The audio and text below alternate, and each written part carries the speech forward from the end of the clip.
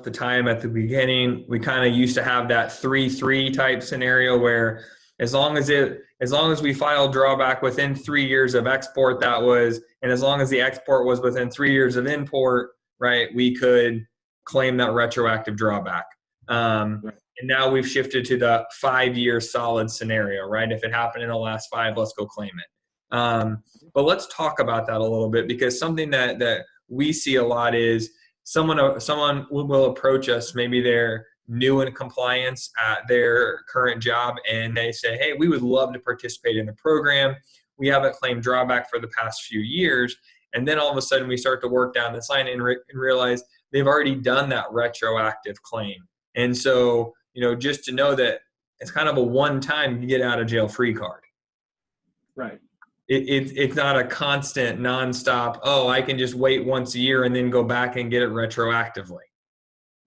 Right, because there's this concept of prior notice. If you give customs notice of exportation or destruction, and if you don't do that, it generally can undermine the claim. However, customs gives you a one-time pass where you can retroactively claim it. This is what I was referring to. So if you're going back and you haven't been claiming drawback, you really get one shot at it to get all the retroactive money back. Right. So, what we always advise clients in this kind of a scenario is, let's pick a day to start providing notice of intent.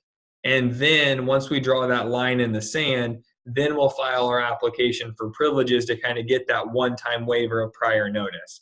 But what we see a lot is folks will file that waiver today, say, yeah, we want to do this, let's get going today because we have all this money that we think we can capture, but they're not ready internally to kind of get through that. Hey, we have to notify, whether it's my broker, my attorney, or customs myself, that's saying we want to file drawback. And so for me, that's a big area that we always advise, because we do a webinar or we talk to somebody and we see some opportunity, they're ready to go really quickly.